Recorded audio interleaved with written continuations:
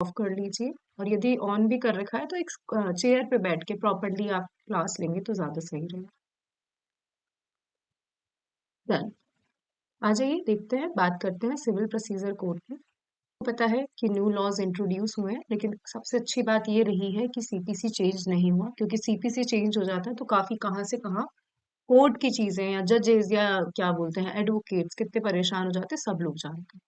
देखिए, एक होता है सिविल। बिल्कुल, हम कैसे पढ़ेंगे पहले तो मैं आपको नॉर्मली बता देती हूँ। प्री मेंस इंटरव्यू पूरी तरीके से प्रिपरेशन करेंगे, ये नोट्स आपको दिए जाएंगे, ठीक है।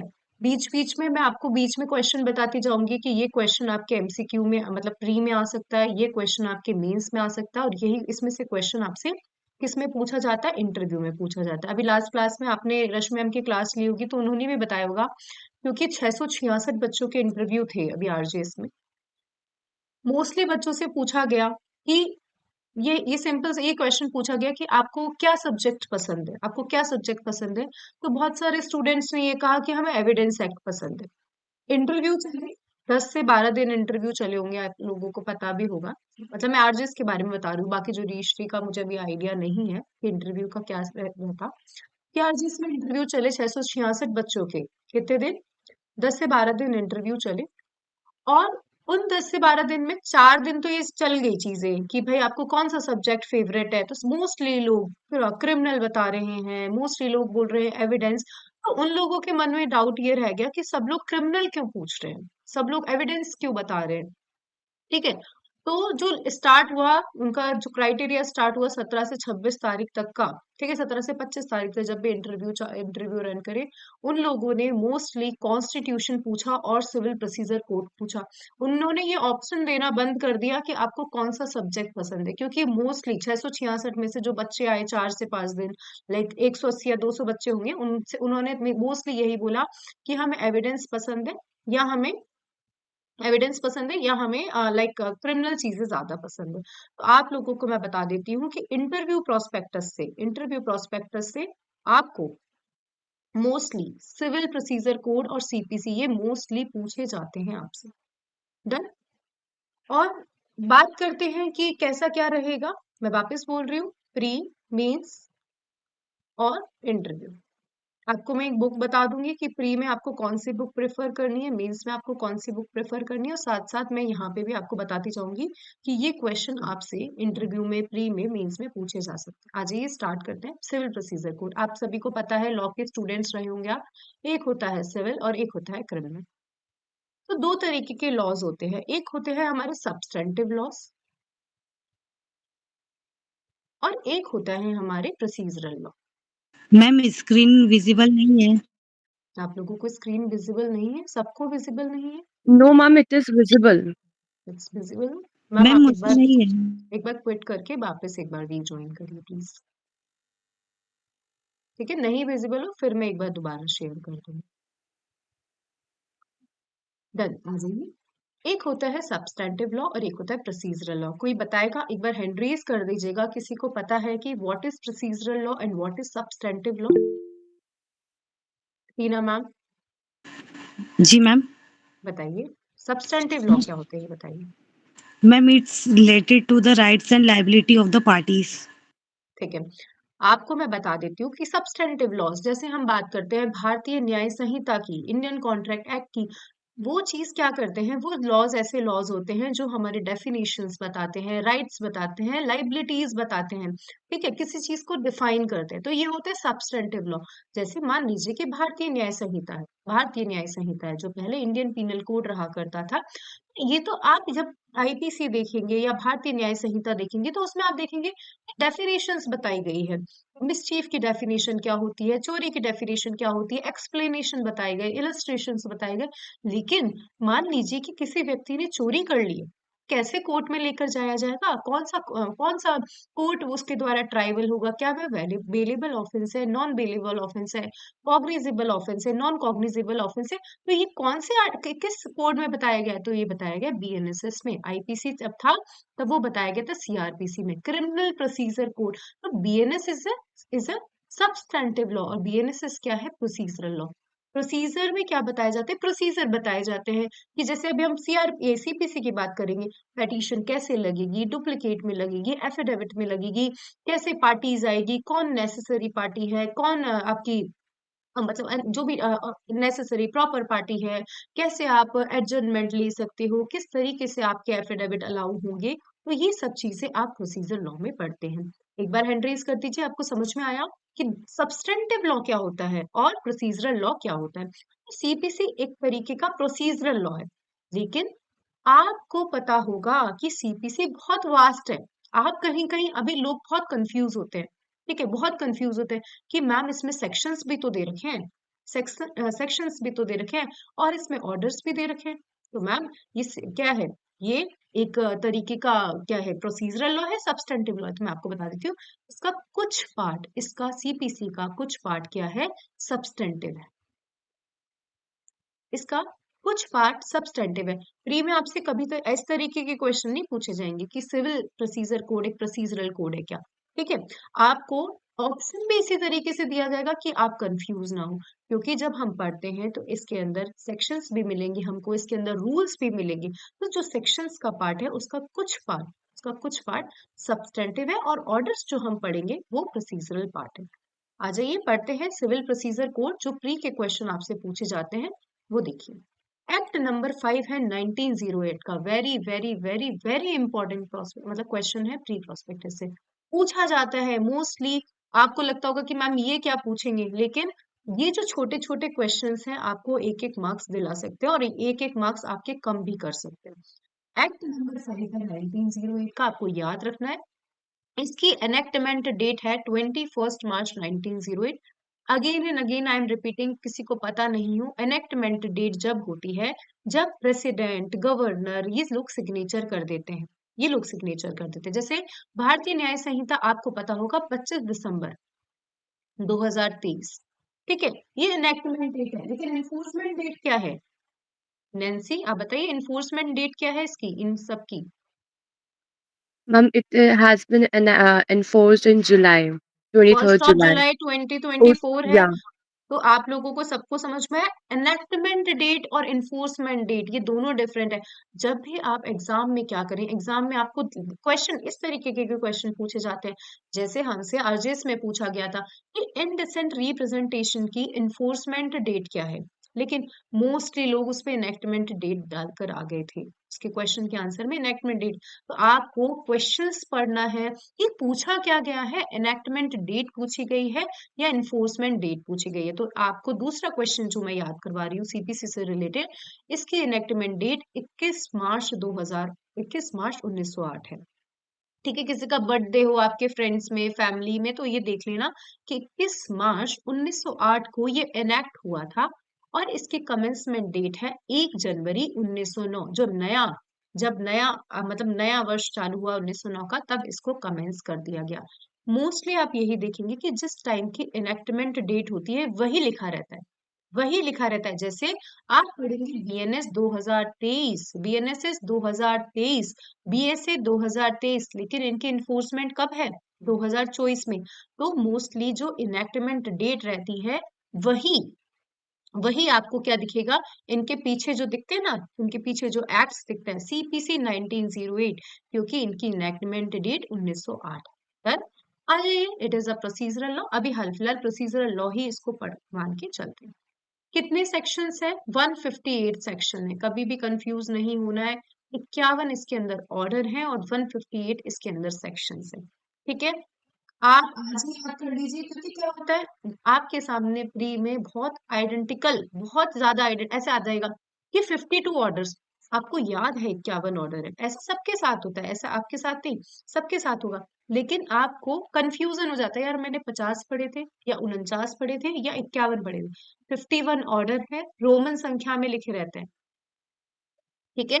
और 158 सेक्शन है। क्वेश्चन हमें याद हो गए, चौथा पांचवा, ये प्रोस्पेक्टिव है, प्रोस्पेक्टिव इफेक्ट है इसका, रेट्रोस्पेक्टिव इफेक्ट नहीं है। मतलब जिस दिन से लागू हुआ उस दिन से इसका इफेक्ट चालू होगा, रेट्रोस्पेक्टिव नहीं है इसका इफेक्ट। और ये एग्जॉस्टिव नहीं है, सीपीसी एग्जॉस्टिव नहीं है, क्योंकि कई बार आप देखोगे कि सिविल के केसेस हैं, टीपीए भी चलता है, उसमें कॉन्ट्रैक्ट भी चलता है, लेकिन जिन पार्ट्स में ये डील करता है उसमें एग्जॉस्टिव है। कैसे बोल रही हूँ मैम? कि जैसे आप देखिए कहीं पे दे रखा है कि एफिडेविट किससे संबंधित प्रोविजन, तो इसका ऑर्डर 19, सेक्शन 31, उन पार्ट्स में जिससे ये डील करता है उन पार्ट्स में ये एग्जॉस्टिव है, लेकिन अदर पार्ट्स में ये एग्जॉस्टिव नहीं है। मतलब जो सीपीसी में लिखा हुआ है ना, केवल उनके लिए ये एग्जॉस्टिव है। ठीक है, अदर पार्ट्स के लिए एग्जॉस्टिव नहीं है। और ये कौन करंट लिस्ट का आरजिस मीन्स का क्वेश्चन है कि सीपीसी कौन सी लिस्ट का आपका हिस्सा है, तो ये सीपीसी कौन करंट लिस्ट का हिस्सा है? कोई बताएगा कौन करंट लिस्ट का मतलब क्या हुआ? कौन कानून बना सकता है सीपीसी को? स्टेट और central. State and central, both. दोनों दोनों स्टेट गवर्नमेंट और सेंट्रल गवर्नमेंट दोनों इस पे क्या बना सकते हैं? कानून बना सकते हैं। ठीक है, अब आ जाइए हमने क्या क्या पढ़ा जल्दी से याद कर लेते हैं कि सीपीसी क्या है? एक तरीके का प्रोसीजरल लॉ है। हाल फिलहाल हमें यही पढ़ना है, प्रोसीजरल लॉ है। ठीक है, कितने सेक्शन है? 158 सेक्शंस है, याद रखना है आपको। 158 सेक्शन है और 51 ऑर्डर्स है। ठीक है, किसी भी तरीके का कंफ्यूजन नहीं होगा नोट्स में। आप लोगों को यही मतलब मोस्टली सीपीसी पढ़ने में सबसे ज्यादा परेशानी यही आती है कि मैम सेक्शन पढ़े फिर पीछे ऑर्डर है। मैं आपको किसी भी तरीके की परेशानी नहीं दूंगी। नोट्स जिस तरीके से मैंने प्रिपेयर करे हैं उसमें सेक्शन जिससे रिलेटेड है उसको उस ऑर्डर के साथ लिखा गया है। अभी हम आगे देखेंगे, आपको इंटरलिंक करना भी सिखाऊंगी कि किसी सेक्शन को किसी ऑर्डर के साथ कैसे इंटरलिंक करना है। जैसे सेक्शन नंबर 26 है तो ऑर्डर 4 के साथ पढ़ा जाता है। आपको इस तरीके से परेशानी नहीं होने दूंगी कि पहले जाकर आप सेक्शन 26 पढ़ो, फिर पीछे के पन्ने पलटो, फिर ऑर्डर 4 पढ़ो। आपको ये नोट्स जो मतलब मिलेंगे आपको, उसमें सेक्शन 26 के साथ में ऑर्डर 4 लिखा हुआ है, सेक्शन 27 से लेकर 30 के साथ में ऑर्डर 5 लिखा हुआ है। समझ सकते हैं कि जिस जिस सेक्शंस के साथ में जिन जिन ऑर्डर्स को पढ़ा जाता है वो सारे आपको इसी तरीके से पढ़ने को मिलेंगे। और कभी इन फ्यूचर कंफ्यूजन नहीं होगा कि मैम किस सेक्शन के साथ में किस ऑर्डर को आप पढ़ना। ठीक है, पहला हमने आंसर ये देखा। सेकंड नंबर आंसर हमने देखा 158 सेक्शंस हैं, 51 ऑर्डर्स हैं। तीसरा 21 मार्च 1908 को ये एनेक्टमेंट में मतलब आया था, एनेक्टमेंट में आया था, सिग्नेचर किए गए थे। और 1 जनवरी 1909, ये सारे क्वेश्चन आपके प्री में पूछे जाते हैं, कंफ्यूजन नहीं होना है। 1 जनवरी 1909 को क्या है? ये इन्फोर्समेंट में आया। ठीक है, इन्फोर्समेंट में आया था। और क्या बोला मैंने? It is a part of concurrent list, मतलब स्टेट और सेंट्रल दोनों इस पे कानून बना सकते हैं। पहले तो एक बार हैंड रेज कर दीजिए, इनसे संबंधित तो आपको कोई परेशानी नहीं होगी। ये आपके 5 से 6 क्वेश्चन प्री में जो आते हैं, प्री में और एक्ट नंबर 5 है 1908 का, ये सारे क्वेश्चंस आपको याद रखने हैं। हमने प्री के काफी क्वेश्चन इससे प्रिपेयर कर लिए। आ जाइए प्रियम्बल। देखिए, कभी कभी आप प्रियम्बल पढ़ना भी क्यों जरूरी है मैं आपको बता देती हूँ। कभी कभी आप प्रियम्बल में देखेंगे एन एक्ट टू डिफाइन, और आप कभी देखिए an act to consolidate, an act to amend, कि भाई सोचो बहुत सारे लोग जो प्रियम्बल पढ़ते हैं उनको लगता है सिमिलर सा तो लिखा हुआ है। क्या लिखा हुआ है? सिमिलर सा तो लिखा हुआ है। जी नहीं, यहाँ पे लिखा हुआ है an act to consolidate and amend the law relating to the procedure of court of civil judicature. Ma'am ऐसा क्यों लिखा हुआ है? क्योंकि क्या सीपीसी पहली बार आया था क्या? क्या सीपीसी पहली बार आया था? नहीं। तो आप ये सोचोगे, आप ये क्वेश्चन आपका हो सकता है कि 1908 से पहले क्या ये जो सिविल केसेस हैं ये डील कैसे होते थे? तो नहीं, सीपीसी से पहले भी, सीपीसी 1908 से पहले भी, देखिए 1859 में फर्स्ट टाइम सीपीसी आया था। उससे पहले इसके बाद में 1877 में ये जो है 1859 का था, इसे अमेंड किया गया। क्या किया गया था? अमेंड किया गया था। फिर 1882 में अमेंड किया गया था। और आज के टाइम पर जो चल रहा है सीपीसी इतना अच्छी तरीके से फ्रेम्ड है, ड्राफ्टेड है कि अभी तक भी कितने साल निकल गए हैं इसको, तब भी इनमें धीरे धीरे अमेंड जो छोटे छोटे अमेंडमेंट होते हैं उसने इतना वेल ड्राफ्ट किया है कि आज तक भी सीपीसी 1908 चलता है। कभी कभी इसमें बीच बीच में अमेंडमेंट हो जाते हैं, लाइक आप अभी देखोगे 2002 में हुए कमर्शियल कोड्स है, लेकिन इतनी अच्छे तरीके से वेल ड्राफ्टेड है कि आज तक भी 1908 यूज होता है। तो मेरा क्वेश्चन यही था कि मैम यहाँ पे क्या लिखा हुआ है, एन एक्ट टू कंसोलिडेट, कि जो बहुत सारे सीपीसी से रिलेटेड एक्ट्स थे, ठीक है, उनको क्या किया गया, कंसोलिडेट, जोड़ा गया, और जहां पर जरूरत थी उन्हें क्या किया गया, अमेंड किया गया। देखिए पढ़ते हैं कि an act to consolidate and amend the laws relating to the procedure of court civil judicial, यहाँ पे डिफाइन नहीं लिखा हुआ है, यहाँ लिखा हुआ है कि जो भी सीपीसी से रिलेटेड एक्ट्स थे उनको क्या किया गया, कंसोलिडेट किया गया, जोड़ा गया, एंड अमेंड किया गया जहां पर जरूरत थी। भाई अमेंड करने की जरूरत पड़ी तभी तो नया लागू किया गया, तो amend the laws relating to the procedure of court of civil judicature. Then I hope आपको समझ में आ गया होगा। ऐसा नहीं है कि उसके बाद में अमेंडमेंट नहीं हुए, उसके बाद भी छोटे छोटे अमेंडमेंट हुए, लाइक 2002 में अमेंडमेंट हुए। ये सब अननेसेसरी चीजें कोई नहीं पूछता, लेकिन ठीक है, नोट्स के बनाने के मकसद से हमने डाल दिए कि 2002 में एक अमेंडमेंट हुए।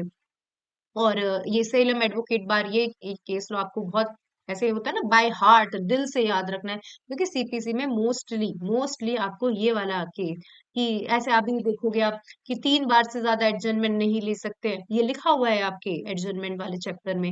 लेकिन उसमें फिर एक Salem advocate bar association versus union of India का केस आया कि भाई एक्सेप्शनल केस में ले सकते हैं। तो मोस्टली आप कई बार इस केस का नाम याद रखोगे, पूछा जाता है। फिर 2016 में कमर्शियल कोर्ट को ऐड किया गया।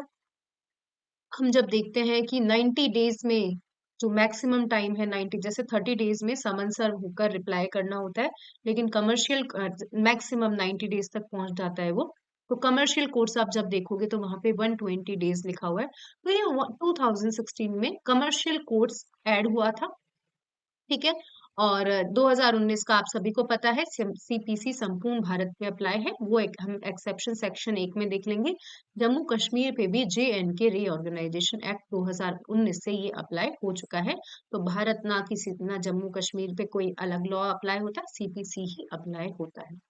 ठीक है, आई होप इतना तो समझ में आ गया। पेज नंबर 1 हमने जल्दी से कंप्लीट कर लिया। एक्ट नंबर 5 है 1908 का, 21 मार्च 1908 को एनेक्टमेंट में आया था, 1 जनवरी 1909 को एनफोर्समेंट में आया था। 158 सेक्शन है, 51 ऑर्डर है। हम दोनों ऑर्डर एंड सेक्शन को साथ साथ पढ़ेंगे, इंटरलिंक करते हुए पढ़ेंगे, ताकि किसी भी तरीके की परेशानी नहीं हो। अब आप बोलोगे कितने दिन में कंप्लीट करोगे, धीरे धीरे आपको समझ में आने लग जाएगा। मैं 35 डेज में, मैक्सिमम 35 to 40 डेज में आपका सीपीसी कंप्लीट कर दूंगी। किसी भी तरीके से भागेंगे नहीं हम लोग, क्योंकि हमें अपने आप ऑटोमेटिकली समझ में आने लग जाएगा कि इस सेक्शन के साथ में इस ऑर्डर को पढ़ना है, तो कंफ्यूजन ही नहीं रहेगा। तो मैक्सिमम 40 डेज में, मैं बोल रही हूँ मैक्सिमम 40 डेज में हम सीपीसी को कंप्लीट कर लेंगे, और टिप्स पे कंप्लीट करेंगे। किसी भी तरीके से रश नहीं होगा, किसी भी तरीके से आपको ऐसा नहीं लगेगा कि मैम ने आज जल्दी पढ़ा दिया। ठीक है, पूछती जाऊंगी कि समझ में आ गया है नहीं है। आ जाइए नेक्स्ट।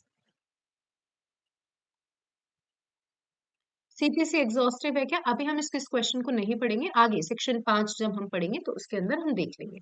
आ जाइए सेक्शन नंबर 1। क्या बोलता है सेक्शन नंबर 1? इस एक्ट को कहा जाएगा कोड ऑफ सिविल प्रोसीजर। क्या कहा जाएगा? Code of civil procedure. कब आया है? 1 जनवरी 1909 को आया है। ये संपूर्ण भारत पे अप्लाई होता है, मैंने आपको बता ही दिया कि संपूर्ण भारत पर अप्लाई होता है। लेकिन मैंने आपको कहा था कि ये जो नागालैंड एंड ट्राइबल एरियाज है, इसके एक्सेप्शन है। मैंने कहा था आपको, ये एक्सेप्शन आपको सेक्शन 1 में दिखेंगे। ये जो नागालैंड और ट्राइबल एरियाज है ना, इन पर भी अप्लाई होता है। लेकिन कब अप्लाई होता है? जब स्टेट गवर्नमेंट कह दे, जब स्टेट गवर्नमेंट नोटिफिकेशन जारी करे।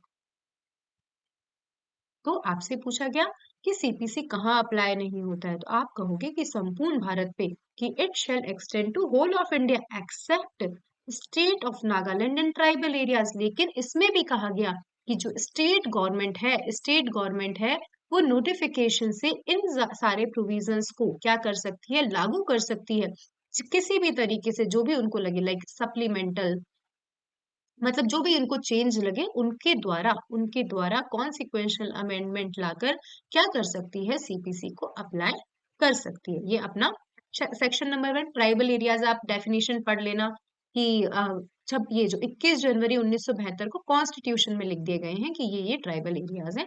याद करने की ऐसे जरूरत नहीं, कोई नहीं पूछता आपसे। में से इंटरव्यू में बाय चांस आपसे पूछ लिए कि what is tribal areas, what is tribal area. तो आप इसको बीएनएसएस में भी देखोगे कि कॉन्स्टिट्यूशन के 6th शेड्यूल के पैराग्राफ 20 में 21 जनवरी 1972 को ट्राइबल एरियाज ऑफ आसाम लिख दिए गए थे, तो उन्हें ट्राइबल एरियाज माना जाता है।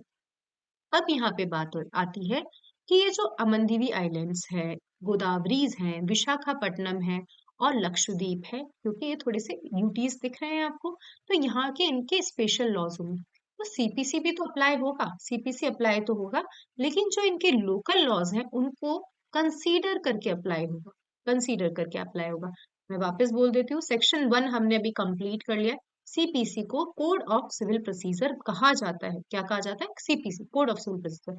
1 जनवरी 1909 को आया है और संपूर्ण भारत पर अप्लाई होता है एक्सेप्ट नागालैंड और जो ट्राइबल एरियाज है, लेकिन वहां भी सेंट्रल गवर्नमेंट अप्लाई कर सकती है। किन किन को ध्यान में रखकर? जो कॉन्सिक्वेंशियल अमेंडमेंट है इन सीपीसी को, उसको लगा सकती है। फिर हमने पढ़ा कि ये जो अमन दीवी आइलैंड्स हैं, गोदावरीज है, ईस्ट वेस्ट गोदावरी और लक्षद्वीप है और विशाखापट्टनम है, क्योंकि वहां पर इनके स्पेशल लोकल लॉज है, तो सीपीसी अप्लाई तो होगा, लेकिन उनको ध्यान में रखकर अप्लाई होगा जो वहां के लोकल लॉज है। देखिए, wherever there are following matters there CPC apply with local laws। ठीक है, क्योंकि सेक्शन 4 बात करता है, सेक्शन 4 बात करता है कि सीपीसी विल नॉट अप्लाई। और आप खुद ही सोचिए, जैसे मैं बात करूं सीआरपीसी की, लेकिन यदि मैं बात करूं पॉक्सो की, तो अपराध दोनों में हो रहे हैं, लेकिन जहां पॉक्सो है वहां पे पॉक्सो को ध्यान में रखकर सीआरपीसी अप्लाई होगा ना। तो इन्होंने कहा कि ये जो स्पेशल लॉज हैं, लोकल लॉज है, स्पेशल जुरिडिक्शन है, स्पेशल प्रोसीजर है, स्पेशल पावर है। जब आप बेरेक्ट में देखोगे तो ये 2 लाइन में लिखा हुआ है, लेकिन हम पढ़ते हैं इसको कि जो स्पेशल लॉज है, लोकल लॉज है, स्पेशल प्रोसीजर है, स्पेशल जुरिडिक्शन है और स्पेशल पावर है। स्पेशल जुरिडिक्शन जैसे मान लीजिए कुछ रेवेन्यू के पार्ट्स होते हैं जहाँ पे स्पेसिफिकली कलेक्टर डील करता है, एग्रीकल्चर हुआ, तो आप सीपीसी को वहां पे मतलब लागू नहीं कर सकते, क्योंकि स्पेशल जुरिडिक्शन है, स्पेशल प्रोसीजर है, स्पेशल लॉज है। डन। तो 5 चीजें हमने याद करी: special law, local laws, special jurisdiction, special procedure और स्पेशल पावर। ठीक है, अब देखिए वही नीचे लिखा हुआ है कि recovery of rent of agriculture land from the procedure of such land, इस पर भी अप्लाई नहीं होता है। हम सेक्शन 5 में पढ़ेंगे कि जब रिवेन्यू वाला कोड शांत हो, मतलब ये रेवेन्यू कोड से डील करते हैं। जो मैंने अभी बोला कि एग्रीकल्चर जो है ना, एग्रीकल्चर में आपको रेंट रिसीव करना है, रेवेन्यू रिसीव करना है, वहां पर सीपीसी अप्लाई नहीं होता। लेकिन वही सेम जैसे मैंने आपको कहा था कि नागालैंड और ट्राइबल एरियाज पे अप्लाई नहीं होता, लेकिन स्टेट गवर्नमेंट अप्लाई कर सकती है, तो वो आप सेक्शन 5 में देख लेंगे। ठीक है, आ जाइए क्या बोलता है सेक्शन 5।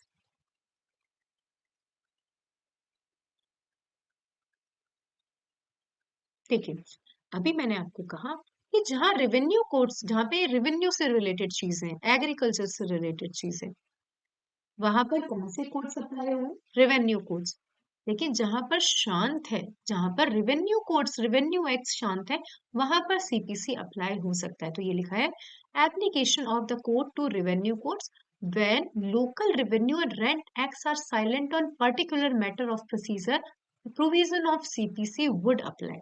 जहां पर शांत है, भाई जहां पर बोल रहे हैं तो हम सेक्शन 4 में भी मना कर चुके हैं कि वहां सीपीसी अप्लाई नहीं होगा, लेकिन जहां पर साइलेंट है, जहां पर शांत है, वहां सीपीसी अप्लाई हो सकता है। आपसे पूछा जा सकता है कि रेवेन्यू कोड्स कहाँ होता है? अभी इतनी बार आप बहुत देर से बोल रहे हो मैम रेवेन्यू कोड्स क्या होता है, रेवेन्यू कोड्स। तो देखिए, a court having jurisdiction relating to the rent, revenue and profits, rent revenue profits, जो लैंड यूज हुई है ना एग्रीकल्चर पर्पस के लिए, उसके रेंट, रेवेन्यू एंड प्रॉफिट्स, इनको कौन हैंडल करते हैं? रेवेन्यू कोर्ट्स हैंडल करते हैं। आई होप आपको, आपसे पूछा गया कि सीपीसी कहाँ अप्लाई नहीं होता है, तो कौन कौन से सेक्शन लिख कर आओगे? एक बार माइक ऑन करके बताइए कोई, कहाँ CPC. Nagaland tribal areas. Sections बताइए, सेक्शंस कौन कौन सेक्शन से? Section 1, 4 and 5। आई होप आपको समझ में आ गया होगा। पूछा वैसे ऐसे क्वेश्चन नहीं पूछे जाते, लेकिन किस्मत अच्छी हो या खराब हो, दोनों दोनों चीजें, या पढ़ के ही नहीं गए एक 4 और 5, लेकिन ठीक है, और आपसे पूछ लिया गया कि कहाँ सीपीसी अप्लाई नहीं होता, आंसर देना नहीं आ रहा, अभी हम यहाँ क्या सीखेंगे, मेंस में आंसर कैसे लिखना है ये सीखेंगे। तो मोस्टली बच्चे क्या लिख के आ सकते हैं, सेक्शन 1 लिख कर आ सकते हैं, मोस्टली बच्चे अकेले सेक्शन 5 लिख के आ सकते हैं, लेकिन आपको सेक्शन 1, सेक्शन 4 एंड सेक्शन 5 लिख कर आना है। 1 में क्योंकि नागालैंड ट्राइबल एरिया की बात है, 4 में वो 5 तरीके की चीजें दे रखी है, और सेक्शन 5 में लिखा हुआ है रेवेन्यू कोड, जहाँ रेवेन्यू कोड्स की जुरिडिक्शन है, तो वहां सीपीसी अप्लाई नहीं होता है। आई होप ये आपका मेंस का पहला क्वेश्चन प्रिपेयर हो चुका है कि कहाँ सीपीसी अप्लाई नहीं होता है। अब आ जाइए कि subordination of courts, subordination of courts तो आप लोगों को पता होगा। देखिए, जो भी एक तो होते हैं सिविल कोर्ट्स, फिर आप देखोगे डिस्ट्रिक्ट कोर्ट्स, और फिर आप देखोगे हाई कोर्ट्स, यही कोर्ट देखते हैं। फिर सिविल कोर्ट्स में भी सीनियर डिवीजन, जूनियर डिवीजन, इस तरीके से। जैसे हम बात करें, मान लीजिए क्रिमिनल की बात करें, तो आप लोगों को पता ही है कौन से कोर्ट्स होते हैं, lower division, judicial magistrate first class, second class.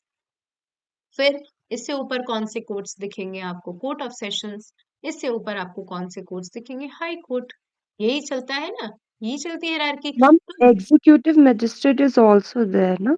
Yes ma'am, criminal में, Yeah. क्रिमिनल में, यहाँ नहीं, क्रिमिनल में। ठीक है, तो ये क्रिमिनल कोर्ट्स है। देखिए, अब आ जाइए, यदि हम बात करें, ये कोर्ट सिमिलर ही है, ये कोर्ट सिमिलर ही है, लेकिन जब हम बात करते हैं सिविल में, तो ये जुडिशियल मजिस्ट्रेट वाले कोर्ट्स, यदि सिविल वाले के कोर्ट्स की बात करें, तो civil court senior division, junior division, है ना।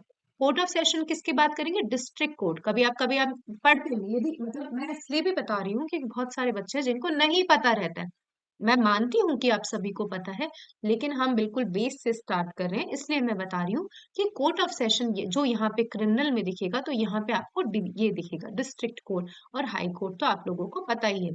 तो इन्होंने कहा कि जो डिस्ट्रिक्ट कोर्ट्स होंगे वो किसके सबऑर्डिनेट होंगे, हाई कोर्ट के सबऑर्डिनेट होंगे, और जो अदर कोर्ट होंगे, स्मॉल कोर्ट होंगे, जो अभी नहीं मिलते हैं मोस्टली, जो अदर कोर्ट्स होंगे वो दोनों के सबऑर्डिनेट होंगे, डिस्ट्रिक्ट कोर्ट और high court. Then I hope समझ में आ गया होगा, वापस बता देती हूँ। देखिए, सिविल कोर्ट्स, ठीक है, इसमें होता है सीनियर डिवीजन, जूनियर डिवीजन, अभी मत पढ़ो। इसके ऊपर आपको दिखेंगे डिस्ट्रिक्ट कोर्ट्स, और इसके ऊपर दिखेंगे आपको हाई कोर्ट्स। तो सामने साफ साफ दिख रहा है कि डिस्ट्रिक्ट कोर्ट्स तो हाई कोर्ट्स के नीचे रहेंगे, सबऑर्डिनेट रहेंगे, नीचे नहीं, सबऑर्डिनेट रहेंगे। और ये जो सिविल कोर्ट्स आपको अदर कोर्ट्स दिखेंगे, ये किसके सबऑर्डिनेट रहेंगे, डिस्ट्रिक्ट कोर्ट के सबऑर्डिनेट रहेंगे, और हाई कोर्ट्स के सबऑर्डिनेट रहेंगे। ठीक है, आता है एक इंपॉर्टेंट क्वेश्चन। कभी कभी आप देखोगे कि मान लीजिए कि 50 लाख का घर है, लेकिन 10,000 रुपए का मैटर है। 50 लाख का घर है, लेकिन 10,000 रुपए का मैटर है, तो लोग यही कंफ्यूज हो जाते हैं कि कौन से कोर्ट्स में लगाना चाहिए, कौन से कोर्ट में लगाना चाहिए।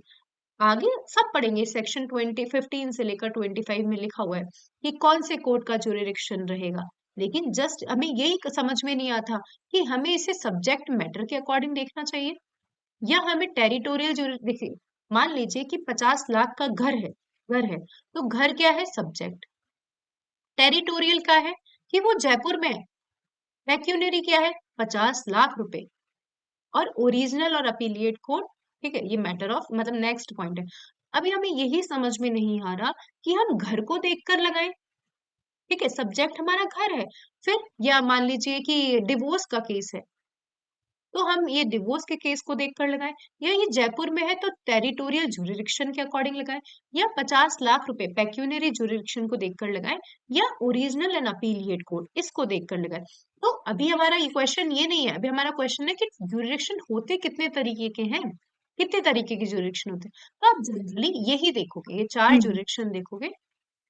देखिए, सब्जेक्ट वाइज इनकम टैक्स का मैटर है कि ट्रिब्यूनल का मैटर है या फैमिली कोर्ट्स का मैटर है, तो ये होते हैं सब्जेक्ट वाइज, सब्जेक्ट वाइज। एक होता है टेरिटोरियल जुरिडिक्शन, जो हम किस में देखेंगे, सेक्शन 15 से लेकर 25। जब हम आगे देखेंगे कि इमूवेबल प्रॉपर्टी जयपुर में आ रही है तो जयपुर में लगेगा, या इमूवेबल प्रॉपर्टी जयपुर और जोधपुर के बीच में आ रही है तो दोनों में कहीं भी लग सकता है। यदि कंफ्यूजन है कि हमें अनसर्टेनिटी है तो कहाँ लगेगा, तो वो सब चीजें हम आगे सेक्शंस में देखेंगे। फिर पेक्यूनरी जुरिडिक्शन की, मान लीजिए कि 5 लाख का मैटर है, 2 लाख का मैटर है, तो कहाँ लगेगा। हाँ जी, कोई भी पूछ लीजिए, शाश्वत। मैम बहुत सारे ना जैसे अपन बिल वगैरह करवाते हैं, कोई भी प्रोडक्ट का अपन ने परचेज किया उसके बिल अपन करवाते हैं, उसमें नीचे लिखा होता है फॉर दिस जुरिसडिक्शन ओनली, ठीक है, मैटर विल बी डेल्ट इन उससे जयपुर देखो, जुरिसडिक्शन हाँ, ओनली। अभी आप आगे ये पढ़ोगे कि पार्टीज जुरिडिक्शन डिसाइड नहीं करती है, चाहे लिखा भी है, लेकिन जो लॉ में लिखा हुआ है वही प्रिवेल करे। ठीक है, आप कई बार इन चीजों को पढ़ोगे, जैसे आर्बिट्रेशन के में मतलब आप कहीं भी पढ़ोगे कि पार्टीज अपनी इच्छा से जुरिडिक्शन नहीं डिसाइड करती, लिखा हुआ होगा चाहे बिल में, लेकिन जो लॉ में लिखा हुआ है वो प्रिवेल करेगा। ठीक है, अच्छा ये देखिए, अच्छा लिखा हुआ है, देखिए फर्स्ट मैंने नोट्स में डाला कि when a court has no jurisdiction in particular suit, the parties can not by mutual consent confer such jurisdiction on the court. जो लॉ में लिखा हुआ है सिर्फ वही मैटर करेगा। कई बार बिल में लिख दिया जाता है, लेकिन ऐसा नहीं है, ऐसा नहीं है कि लिखा है जयपुर जुरिडिक्शन ओनली, लेकिन जहाँ लॉ में लिखा है वही मैटर करेगा, वही प्रिवेल करेगा। अभी हम सब पढ़ेंगे आगे कि पार्टीज जयपुर की है, एक पार्टी जोधपुर की है, एक पार्टी बनारस की है, तो कहाँ पे जुरिडिक्शन होगा, तो सब ऑलरेडी लॉ में लिख दिया है, सब लॉ में लिख दिया है ताकि किसी भी तरीके की अनसर्टेनिटी नहीं रहे। आ जाइए, तो मैंने आपको बताया सब्जेक्ट वाइज जुरिडिक्शन। ठीक है, दूसरा मैंने टेरिटरी समझाती जा रही हूँ मैं कि जयपुर में है, जोधपुर में पेक्यूनरी पैसा, और ओरिजिनल और अपीलिएट आप जानते ही, original like court of civil जज, ठीक है, और डिस्ट्रिक्ट कोर्ट ये सब अपीलिएट कोर्ट है, हाई कोर्ट ये अपीलिएट कोर्ट। आ जाइए, no amount of consent or waiver can create jurisdiction. Furthermore, section 6 जब हम section 6 पढ़ेंगे, ये केवल और केवल किसकी बात करता है, पेक्यूनरी जुरिडिक्शन की बात करता है। आपको किसी भी तरीके का कंफ्यूजन क्रिएट नहीं करना है, आप अपने बेयर एक्ट में साइड में लिख लीजिए कि सेक्शन 6 लिखा भी होगा वहां पे पेक्यूनरी जुरिडिक्शन। सेक्शन 6 किसकी बात करता है, पेक्यूनरी जुरिडिक्शन की बात करता है। ठीक है, अब हम बात करते हैं कि राजस्थान में पेक्यूनरी जुरिडिक्शन क्या है। आप अपने अपने स्टेट का एक बार देख लीजिएगा कि 0 से 2 लाख, तो ये कौन ट्राई करेंगे, सिविल जज। जो 0 से 2 लाख के मैटर है वो कौन ट्राई करेंगे, सिविल जज ट्राई करेंगे। 2 से 5 लाख के जो मैटर है वो ट्राई करेंगे सीनियर सिविल जज, सीनियर सिविल जज ट्राई करेंगे। और 5 लाख से ऊपर के जो मैटर है वो डिस्ट्रिक्ट जज डिसाइड करेंगे। याद हो गया होगा, बहुत सारे बच्चे राजस्थान के होंगे। 0 से 2 लाख तो सिविल जज, 2 से 5 लाख सीनियर सिविल जज, और 5 लाख से ऊपर के मैटर यदि आपको दिखेंगे तो वो ट्राई करेंगे डिस्ट्रिक्ट कोर्ट। ये मैम क्यों पढ़ा रहे हो, क्यों काम में आता है, जजमेंट राइटिंग लिखते हैं, पूरी जजमेंट राइटिंग बेस्ड रहती है मोस्टली सीपीसी पर। आप देखोगे सीपीसी पे बेस्ड रहती है, तो वहां पे आपको क्वेश्चन पढ़ के ध्यान में लाना है कि मुझे लिखना है द कोर्ट ऑफ सिविल जज, the court of senior civil जज, द कोर्ट ऑफ डिस्ट्रिक्ट जज, सबसे ऊपर ही चीजें आपको ये ध्यान रखनी है। आप आ जाइए नेक्स्ट। अब देखिए थोड़ा सा कॉम्प्लिकेटेड सी चीजें स्टार्ट हो गई है, लेकिन हम सिंपल तरीके से पढ़ने के लिए आए, तो सिंपल तरीके से पढ़ वापस बोलते हैं कि सीपीसी हमने पढ़ा। सीपीसी में कितने सेक्शंस हैं, 158 सेक्शंस, और सीपीसी में कितने ऑर्डर हैं, 51 ऑर्डर्स। अब हम इनको सिंपल तरीके से पढ़ने के लिए भी इनको 3 पार्ट्स में डिवाइड कर लेंगे। तो 3 पार्ट्स कौन कौन से होंगे मैम, कैसे आप डिवाइड करो, तो आप खुद ही सोचो कि पार्टीज से लेकर, मतलब पार्टीज आई, जैसे मान लीजिए कि पारुल और शाश्वत एक पार्टी है, ठीक है, उससे लेकर पार्टीज आई, तो पार्टीज में कैसे वो पार्टी प्लेन फाइल करेगी, कैसे वो प्लीडिंग में मतलब समन आएगा, कैसे हियरिंग होगी, कैसे इश्यू फ्रेम होंगे, कैसे किस तरीके से मतलब लाइक एविडेंसेस आएंगे, और किस तरीके से जजमेंट आएगा, किस तरीके से जजमेंट आएगा, इसको हम पार्ट 1 में डाल देंगे। समझ में आया कि पार्टी से लेकर जजमेंट तक, पार्टी से लेकर जजमेंट तक, ये जो हमने इसे हम पार्ट 1 में, पार्ट ए में डिवाइड करते हैं। देखिए पार्ट ए, ये आप देखोगे सेक्शन 1 से लेकर 35B ये जजमेंट तक है, ठीक है, और मतलब ये कॉस्ट है यहाँ पे, वो आप देख ध्यान रखना कि ऑर्डर 1 से लेकर 20A को हम किस में डिवाइड कर देते हैं, पार्ट ए में डिवाइड कर देते हैं। किस में डिवाइड, एक बार हैंड रेज कर दीजिए। बहुत सारे बच्चों का ये भी डाउट है कि मैम हमारे जो कोर्ट्स है, हमारे कोर्ट है वो सुबह 10 से शायद 5 बजे तक चलते हैं, आप सीपीसी शाम को पढ़ा दीजिए। देखिए मैं इसलिए नहीं पढ़ा सकती कि ऑलरेडी मेरे क्रिमिनल के बैच चल रहे हैं शाम को, ठीक है, सबको यही परेशानी हो रही है कि मैम हमारे कोर्स चल रहे हैं 11 बजे तक, मतलब है ना कि, लेकिन वही है, मेरा ऑलरेडी एक बैच चल रहा है शाम को बीएसए और बीएनएसएस का, तो इसलिए मैं सीपीसी मॉर्निंग में ही पढ़ाऊंगी। और यदि किसी को थोड़ी सी भी परेशानी है तो रिकॉर्डिंग आराम से सुन सकते हैं और मुझसे क्वेश्चंस भी पूछ सकते हैं। मैं बिल्कुल मना नहीं करूंगी, रिकॉर्डिंग बिल्कुल जैसे आपको अभी दिख रही है सामने, वैसे की वैसे ही रिकॉर्डेड क्लास होगी। ठीक है, क्योंकि बहुत सारे बच्चे जो अभी कोर्ट्स में थे, मुझे अभी बहुत सारे मैसेज आए, मैम हम कोर्ट में रहेंगे 11 बजे, आप मत पढ़ाइए, ऐसा कुछ करिए। तो मैं उनको यही बोल रही हूँ कि आप रिकॉर्डेड लेक्चर ले लीजिए, और रिकॉर्डेड लेक्चर आपको सिमिलर जैसे अभी दिख रहे हैं वैसे के वैसे ही दिखेंगे। तो मैं बिल्कुल स्क्रीन यही रिकॉर्ड कर रही हूँ, तो यही प्रेजेंट होगी, और आपको कोई डाउट है तो आप मुझसे पूछ सकते हैं। ठीक है, अब हमने कहा कि जजमेंट तक को हमने पार्ट 1 में डिवाइड कर दिया। ठीक है, जजमेंट तक को हमने पार्ट 1 डिवाइड, लेकिन आप लोगों को ये ध्यान रखना है कि जजमेंट से लेके एग्जीक्यूशन, मान लीजिए मैं कोर्ट में हूं और मैंने ऑर्डर दिया कि पारुल, मान लीजिए कि नैन्सी को 20,000 रुपए देगी, ये जजमेंट प्रोनाउंस हुआ है, जजमेंट। कभी कभी आप लोगों को पता है वही 20,000 रुपए देगी, तो लेकिन लेंगे कैसे पारुल से, पारुल के पास में रिकवरी कैसे करेंगे? तो जजमेंट से लेकर एग्जीक्यूशन, एग्जीक्यूशन इसके अंदर बहुत लंबा ड्यूरेशन हो जाता है। तो ये जो चैप्टर, ये जो पार्ट बी है, ये रिलेटेड है एग्जीक्यूशन से। एग्जीक्यूशन से जब हम ऑर्डर 21 देखेंगे, बहुत सारे रूल्स हैं, हम सिंपल तरीके से पढ़ेंगे, मैं अगेन बोल रही हूँ, इतने 106 रूल्स है, सबसे बड़ा ऑर्डर है एग्जीक्यूशन का, इसके अंदर 106 रूल्स है। ठीक है, आई होप आपको समझ में आ गया होगा हमने पार्ट ए को किस तरीके से डिवाइड किया और पार्ट बी को किस तरीके से डिवाइड किया। डन। अब मान लीजिए पार्ट सी क्या होता है, समझना। पार्ट सी में आप क्या देखोगे, पार्ट सी में देखो, मान लीजिए कि ड्यूरिंग, मतलब ड्यूरिंग प्रोसीडिंग किसी व्यक्ति की डेथ हो जाती है, किसी पार्टी की डेथ हो जाती है, या ड्यूरिंग प्रोसीडिंग कोई पार्टी विड्रॉ कर लेता है, कोई पार्टी ड्यूरिंग प्रोसीडिंग कोर्ट उस पर कॉस्ट इम्पोज कर रही है, या मान लीजिए कि उसे अपील लगाना है, रिवीजन लगाना है, रिव्यू लगाना है, रेफरेंस लगाना है, तो ये ना जजमेंट में कवर हो सकता है। ठीक है, ना ये किस में कवर हो सकता है, एग्जीक्यूशन में कवर हो सकता है। तो कहाँ कवर होगा? तो ये जो आप मिसलेनियस सी चीजें देखोगे ना, कि पार्टी मर गई, सूट अबेट होना है, सूट विड्रॉ हुआ, एडजस्टमेंट हुआ, दोनों के बीच में कॉम्प्रोमाइज हुआ, या रेफरेंस लगा, रिव्यू लगा, या मान लीजिए कि सरकार सूट कैसे इंट्रोड्यूस करेगी, पार्टनरशिप कैसे कोर्ट इंस्टीट्यूट करेगी, या मान लीजिए कि आर्मी में है कोई बंदा बंदा तो वो कैसे सूट इंस्टीट्यूट करेगा। तो ये सभी तरीके की मिसलेनियस चीजें आप किस में पढ़ोगे, इसे आप पढ़ोगे पार्ट सी में। आई होप आपको समझ में आ गया होगा। एक बार हैंड रेज कर दीजिए। हमने सीपीसी को 3 पार्ट्स में डिवाइड कर दिया। पार्ट ए जो जजमेंट तक रहेगा, पार्ट बी जो जजमेंट के बाद में जो एग्जीक्यूशन होगा, मान लीजिए वही सेम कि मैंने कहा, कोर्ट ने कहा है, मैं कोर्ट हूं और कोर्ट ने कहा कि शाश्वत नैन्सी को ये प्रॉपर्टी दे देगा, ये प्रॉपर्टी दे देगा, तो दे तो देगा, लेकिन एग्जीक्यूशन कैसे होगा, ये पार्ट बी में डिवाइड कर दो। और जो भी मिसलेनियस चीजें हैं, रेफरेंस लग रहा है, रिव्यू लग रहा है, अपील लग रही है, तो ये जो थर्ड चीजें हैं, इन्हें हमने पार्ट सी में डिवाइड कर दिया। आई होप आपको समझ में आ गया होगा। आगे की जो क्लास है उसे बहुत ध्यान से सुनना है। यदि आप इस क्लास को ध्यान से नहीं सुनोगे तो जो नेक्स्ट क्लास है वो समझ में नहीं आएगी समझ में, क्योंकि हम यहाँ पे सेक्शंस को इंटरलिंक करना सीखेंगे। किसको इंटरलिंक करना सीखेंगे?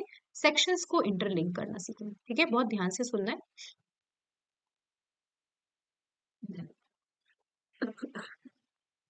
देखिए अगेन पार्ट ए को हमने, ये तो है हमारे सेक्शन नंबर, ठीक है। आ जाइए, ये पार्ट ए। अभी मैं सिर्फ सेक्शंस को बांटना सिखा रही हूँ आपको, सेक्शंस में क्या क्या लिखा हुआ है, फिर मैं आपको ऑर्डर दिखाऊंगी और फिर मैं आपको इंटरलिंक करना सिखाऊंगी। सेक्शन 1 से लेकर सेक्शन 8, सेक्शन 1 से लेकर सेक्शन 8 में प्रिलिमिनरी चीजें, तो अभी आपने खुद नहीं पढ़ ली प्रिलिमिनरी चीजें। सेक्शन 1 क्या बोलता है, सेक्शन 2 डेफिनेशन बोलता है, प्रिलिमिनरी मतलब जिसके बेस पर आप सीपीसी पढ़ोगे। सेक्शन 2 डेफिनेशन की बात करता है, सेक्शन 3 सबऑर्डिनेशंस की बात करता है, ठीक है। फिर सेक्शन 4 हमने कहा कि सीपीसी कहाँ अप्लाई नहीं होगा। सेक्शन 5 हमने देखा कि रेवेन्यू कोड्स क्या होते हैं। सेक्शन 6 हमने देखा कि पेक्यूनरी जुरिक्शन। सेक्शन 7 सेक्शन 8 इररिलेवेंट है, ना ही आपसे पूछा जाता। जो प्रोविंशियल और प्रेसिडेंशियल एरिया होते हैं उसके बारे में कहा गया। एक बार हैंड रेज करिए, मैं पूछती जाऊंगी। 1 से लेकर 8 प्रिलिमिनरी, 1 से लेकर 8, पहले एक बार सबको समझ में आ गया ना, 1 से 8 प्रिलिमिनरी। अब आ जाइए सेक्शन 9 से लेकर सेक्शन 14 मेंस का पूरा मेंस का 90% पार्ट इस सेक्शन से कवर होता है। सीपीसी मैं अगेन बोल रही हूँ, सीपीसी लोगों को जितना हार्ड लगता है उतना बहुत सिंपल है सीपीसी। लेकिन आपको मतलब स्टेप याद रहने चाहिए। जैसे मैंने कहा कि सेक्शन 9 से लेकर सेक्शन 14 है, मेंस में क्वेश्चंस आते हैं। आपने भी सुना होगा रेस जुडिकेटा और रेस सब्जुडाइज या स्टे ऑफ सूट सुना होगा।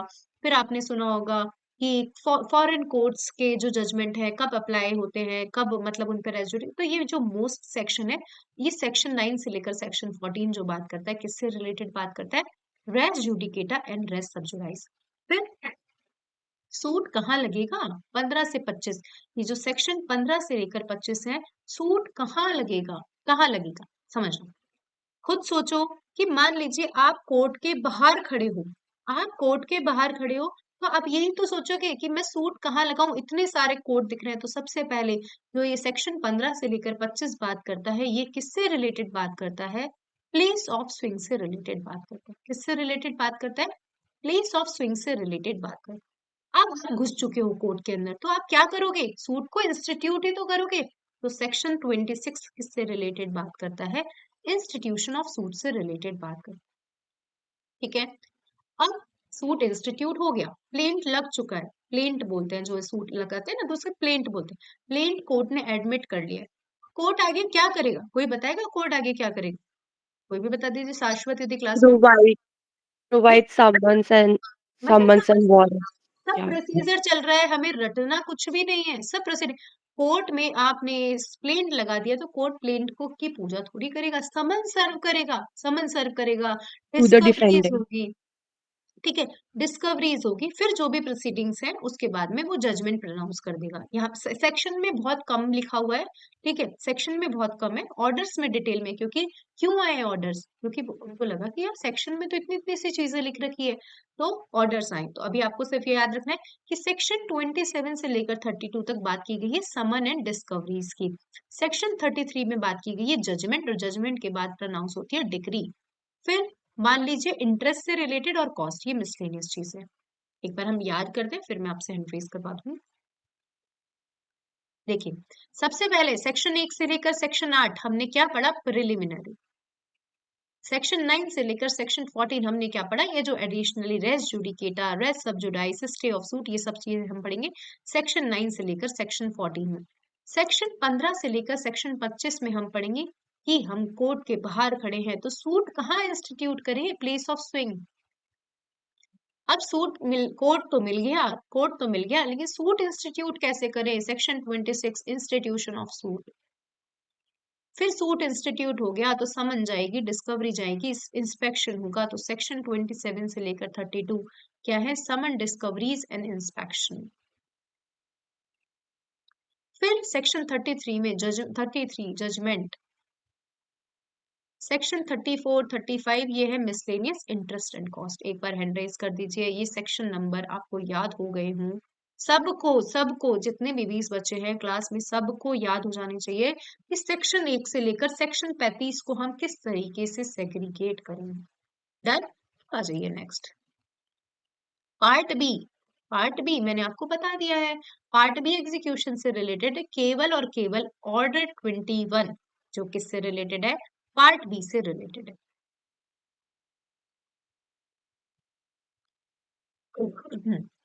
ऑर्डर 21 मतलब अभी हम सेक्शन पढ़ रहे हैं, तो सेक्शन 36 से लेकर सेक्शन 74 ये किससे रिलेटेड है, ये एग्जीक्यूशन से रिलेटेड है। अब पार्ट सी थोड़ा सा आपको अभी मत याद करो पार्ट सी, मैं इसको 4th क्लास में करवाऊंगी। लाइक 3 दिन का डेमो है, इसको मैं 4th क्लास में बताऊंगी, क्योंकि इसमें थोड़े से आपको याद करने पड़ेंगे, सूट क्या होते हैं, स्पेशल मैटर्स क्या होते हैं। लेकिन आपको पार्ट ए और पार्ट बी आई होप अच्छे से याद हो गया होगा। अब आ जाइए हम बात करते हैं ऑर्डर्स की। मैं सब मैं अभी पढ़ा दूंगी तो बच्चे 3 दिन में सब सीख साख के चले, बच्चे मोस्टली ऐसा करते हैं, बता दूं मैं। अब आ जाइए ऑर्डर्स। देखिए मुझे कोई परेशानी नहीं होती, मैं मेरा 100% देती हूँ, ठीक है। लेकिन जब ऐसा लगता है बच्चों को कि भाई डेमो कंप्लीट हो गया, लेकिन मोस्ट सीपीसी है क्या, सीपीसी ये 3 दिन में ही मैं आपको मोस्टली इतना कंप्लीट करवा दूंगी कि आपको आगे परेशानी नहीं होगी। ठीक है, क्योंकि मैंने आपको इंटरलिंक करना ही बता दिया कि किस ऑर्डर को किस सेक्शंस के साथ पढ़ना है, तो मोस्टली आपको समझ में तो आएगी 30% की सीपीसी को किस तरीके से पढ़ना है। अब आ जाइए ऑर्डर्स के नाम पढ़ते हैं। देखिए, बिल्कुल अच्छे से पढ़ेंगे, ये भी स्टेप वाइज ही याद करने की जरूरत है। आप ज्यादा इसमें ऐसे घोंच पहुंच नहीं होना है आपको, बिल्कुल आपको बहुत सिंपल तरीके से समझ में आ जाएगा। देखिए, सबसे पहले क्या होती है, पार्टीज होती है। ये हम आ गए ऑर्डर्स पे। किस पे आ गए? ऑर्डर्स पे आ चुके हैं। हमने 1 से लेके 74 सेक्शंस के बारे में पढ़ लिया। 75 से 158 मैंने आपको बता दिया कि ये मैं बाद में पढ़ाऊंगी 4th क्लास में। अब आ जाइए 1 से 74, मतलब हमने पार्ट ए के सेक्शंस देख लिए 1 से 35 भी, और पार्ट बी के सेक्शन देख लिए 36 से 74। लेकिन अब देखते हैं हम ऑर्डर्स में क्या क्या लिखा हो। देखिए, खुद सोचो। सबसे पहले क्या होगी? पार्टीज। तो ऑर्डर नंबर 1 का नाम है parties to the suit. Parties to the suit, आप खुद ही सोचिए क्या होते हैं। हम लोग पार्टी हैं, फिर क्या करेंगे? पार्टीज मतलब क्या करेंगे? Framing of the suit. किस तरीके से सूट फ्रेम होंगे, ये दे रखा है ऑर्डर 2। क्या दे रखा है? ऑर्डर 2 में दे रखा है फ्रेमिंग ऑफ द सूट। फिर आप खुद सोचिए कि कैसे प्रेजेंट करेंगे कोर्ट के अंदर। तो रिकॉग्नाइज एजेंट और प्लीडर्स के थ्रू प्रेजेंट करेंगे। रिकॉग्नाइज एजेंट और प्लीडर्स के थ्रू पढ़ेंगे, करेंगे प्रेजेंट। तो ये है ऑर्डर नंबर 3। फिर order number 4 institution of suit, कौन से सेक्शंस के साथ पढ़ेंगे? कोई भी बताइए। पूजा, पूजा बारिक, बारिक सॉरी जो भी नेम है, कौन से सेक्शंस के साथ पढ़ेंगे इंस्टीट्यूशन ऑफ सूट को हम?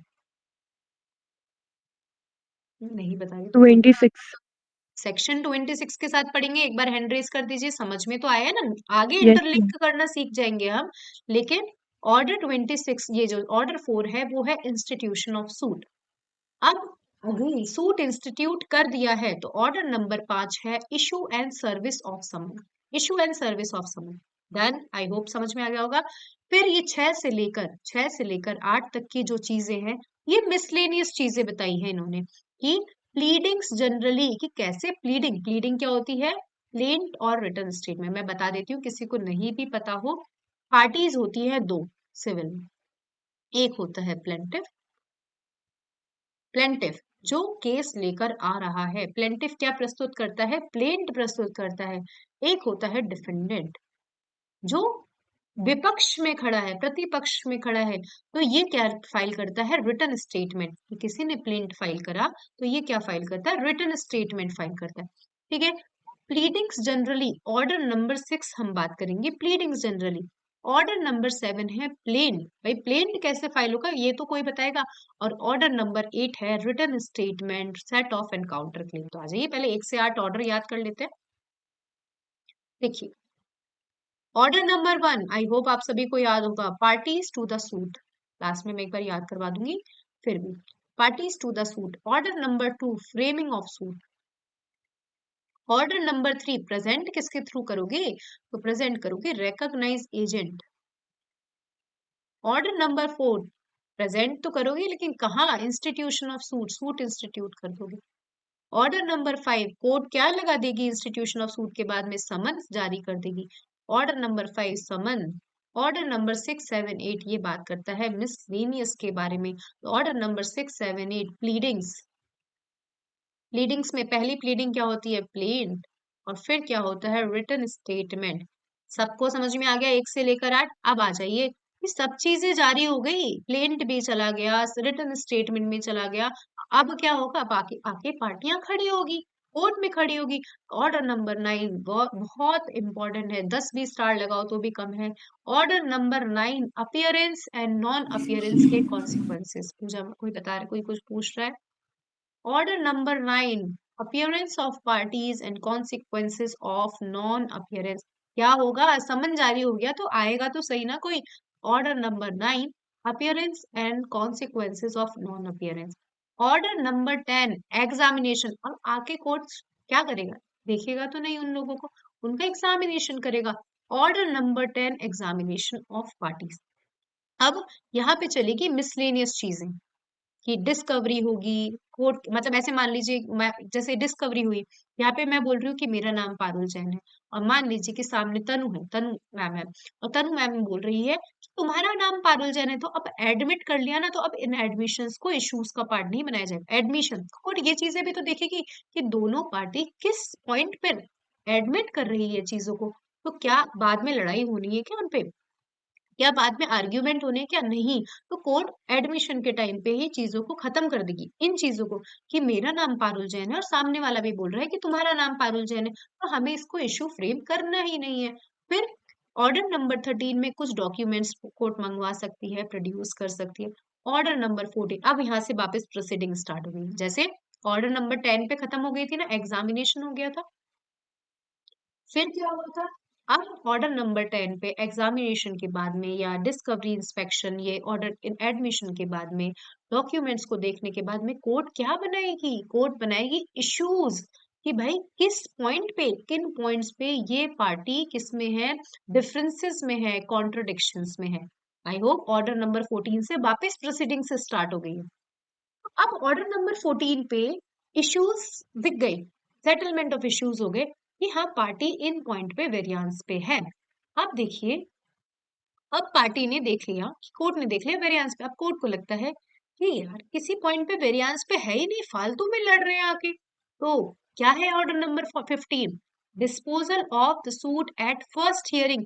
फर्स्ट हियरिंग में ही कोर्ट क्या कर देगी? डिस्पोज ऑफ मैटर कर देगी। और भी सेक्शन और भी उसमें रूल्स लिखे हुए हैं, लेकिन जस्ट आप अभी याद कर रहे हैं, ऑर्डर नंबर 15 है कि कोर्ट फर्स्ट हियरिंग में ही क्या कर दी? कि डिस्पोज ऑफ कर दी। अब देखना, यदि फर्स्ट हियरिंग में डिस्पोज नहीं हुआ तो अभी तो पार्टी को समन गया था ऑर्डर नंबर 8 में या 5 में, जो भी है। अब किसको समन देगी? अब विटनेसेस को बुलाएगी। किसको बुलाएगी? विटनेसेस को बुलाएगी। फिर विटनेस आ जाएंगे, ठीक है। ऑर्डर नंबर 16A को छोड़ दो, जो विटनेस प्रिजन में है उनको भी बुला सकती है। ऑर्डर नंबर 17, विटनेसेस भी आ गए, अब पार्टी मांग रही है एडजर्नमेंट, कि भाई हमें एडजर्नमेंट दे दो, ठीक है। ऑर्डर नंबर 18, जब सब चीजें हो ही गई है तो अब क्या होगी? केस की हियरिंग होगी, पार्टीज को एग्जामिन किया जाएगा। ऑर्डर नंबर 19, एफिडेविट, ये एडिशन है। ऑर्डर नंबर 20, जब हियरिंग हो ही चुकी है तो क्या प्रोनाउंस हो जाएगा? जजमेंट प्रोनाउंस हो जाएगा। और ऑर्डर नंबर 20, ये मिसलेनियस है, कॉस्ट।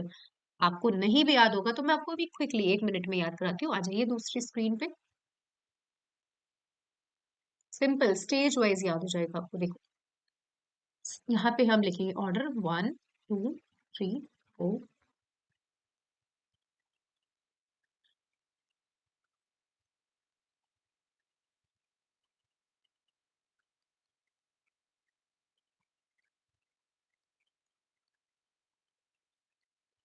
ठीक है, ऑर्डर नंबर 1, हैंड रेज करते जाना है 5 ऑर्डर के बाद। आपको याद करवा रही हूँ, parties to the suit. Party क्या करेगी? सूट की फ्रेम तो करेगी ना, तो framing of the suit. Order number 3, order number 3 किसके थ्रू प्रेजेंट करोगे? रिकॉग्नाइज एजेंट के थ्रू प्रेजेंट करोगे, प्लीडर के थ्रू प्रेजेंट करोगे, खुद प्रेजेंट हो जाओगे, recognise agent pleader. Order number 4, present क्या करोगे? सूट का इंस्टीट्यूशन करोगे। और ऑर्डर नंबर 5, कोर्ट सूट के इंस्टीट्यूशन के बाद उसको देखेगी तो नहीं, समन सर्व करेगी। तो एक बार सब लोग हैंड रेज कर दीजिए, 5 ऑर्डर आपको याद हो जाने चाहिए। Order number 1, institute, order number 1, parties to the suit. Order number 2, framing of the suit. Order number 3, recognize agent pleader। Order number 4, institution of suit. And order number 5, summon summon summon. Summon जारी हो गया। अब समन जारी हो गया तो 6 7 8 मैंने आपको बता दिया, मिसलेनियस चीजें चल रही। मिसलेनियस, तो ऑर्डर नंबर 6 बोलता है प्लीडिंग के बारे में, कि प्लीडिंग क्या होती है। ऑर्डर नंबर 7 बात करता है कि प्लेंट कैसे, प्लेंट में क्या क्या लिखोगे। ऑर्डर नंबर 8 बात करता है कि रिटर्न स्टेटमेंट में क्या क्या होगा। अब मैंने बताया कि और ये सब, ये मिसलेनियस चल रहा है, इसको थोड़ा सा ब्रैकेट बना के यहाँ लिख देते हैं, मिसलेनियस। ऑर्डर नंबर 5 में समन जारी हो गया। अब क्या होगा? मान लीजिए मैं हूं, और मान लीजिए कि यहाँ पे सामने, मतलब मैं मेरा फ्रेंड है, शाश्वत शाश्वत है, तो वो दोनों, हम दोनों, मैंने उस पे केस लगाया, शाश्वत के पास में रिटर्न और स्टेटमेंट शाश्वत ने फाइल कर दिया, ठीक है। समन जारी हुआ, शाश्वत ने रिटर्न स्टेटमेंट फाइल। अब क्या होगा? पार्टीज दोनों कोर्ट में आके खड़ी होगी। तो ऑर्डर नंबर 9 है appearance of the parties. Appearance of the parties, ठीक है। और यदि दोनों नहीं आए या कोई एक नहीं आया तो कॉन्सिक्वेंसेस ऑफ नॉन अपीयरेंस। अब पार्टी कोर्ट में आकर खड़ी हो गई है तो दोनों एक दूसरे की शक्ल नहीं देखेंगे, क्या करेंगे? पार्टी का एग्जामिनेशन करेगा कोर्ट, एग्जामिनेशन करेगा कोर्ट। ऑर्डर नंबर 10 तक सबको याद हो गया क्या? एक बार हैंड रेज करके डाउन भी कर देना। किसी को भी किसी भी तरीके का डाउट है तो माइक ऑन कर लीजिए। ऑर्डर नंबर 10 तक आपको याद हो जाने चाहिए। अब आ जाइए, बात करते हैं 11, 12, 13 बीच की चीजें चल रही है। क्या चल रही है? बीच की चीजें चल रही है। समझ लो पार्टी है, ये सब चीजें हुई। 11, 12, 13 में क्या लिखा हुआ है कि ऑर्डर नंबर 11 डिस्कवरी करनी है कि क्या ये डॉक्यूमेंट वाकई पारुल के पास है। ऑर्डर नंबर 12 में एडमिशन, तो this is called discovery and inspection. Order number 12 admission. Order number 13 document को मंगवाया जाएगा, प्रोडक्शन होगा, Deduction. इंबाउंड होगी। तो ये जब चल रहा है मिसलेनियस में। अब हम ऑर्डर नंबर 10 के बाद कहाँ आएंगे? डायरेक्ट में ऑर्डर नंबर 10 एग्जामिनेशन हो गया पार्टीज का। तो अब क्या बनेंगे? कुछ तो बनेंगे ना, इश्यूज फ्रेम Framing होंगे। of issue. Order number 14 issue, settlement of issue. अब ऑर्डर नंबर 15 में कोर्ट को ऐसा लग रहा है कि भाई साहब इनके बीच में तो कोई इशू ही नहीं है, तो मैं क्या करूं? केस को डिस्पोज कर देता हूँ। डिस्पोजल, ठीक है। अभी मैं पूछ नहीं रही हूँ क्योंकि 13 सिंपल था। 1, 11, 12, 13। अब डिस्पोज नहीं करेंगे तो क्या करेंगे? डिस्पोज नहीं करा केस को तो हम क्या करेंगे? समन देंगे विटनेसेस को, समन टू विटनेस। विटनेस को भी तो बुलाएंगे। अभी तो पारुल और शाश्वत है, मान लीजिए बहुत सारे लोग है, पूजा है, नैन्सी है, इनको पता है हमारे केस के बारे में। तो कोर्ट को बोलेंगे कि समन दो इनको, इनको भी तो बुलाओ। यदि समन प्रिजन में है तो सेक्शन ऑर्डर 16 है कि summon to witness who is in prison. Order number 17, ठीक है। अब मान लीजिए कोई विटनेस लेट आ रहा है या नहीं प्रोड्यूस कर पा रहे document. Order number 17 is all about adjournment. Order number 18 सब चीजें हो चुकी है, कोर्ट के पास में सब चीजें आ चुकी है, सब आ गया है। अब क्या करेगा कोर्ट? फाइनल हियरिंग, एग्जामिनेशन करेगा पार्टीज का। ऑर्डर नंबर 19 मिसलेनियस है, पार्टीज एफिडेविट्स देगी।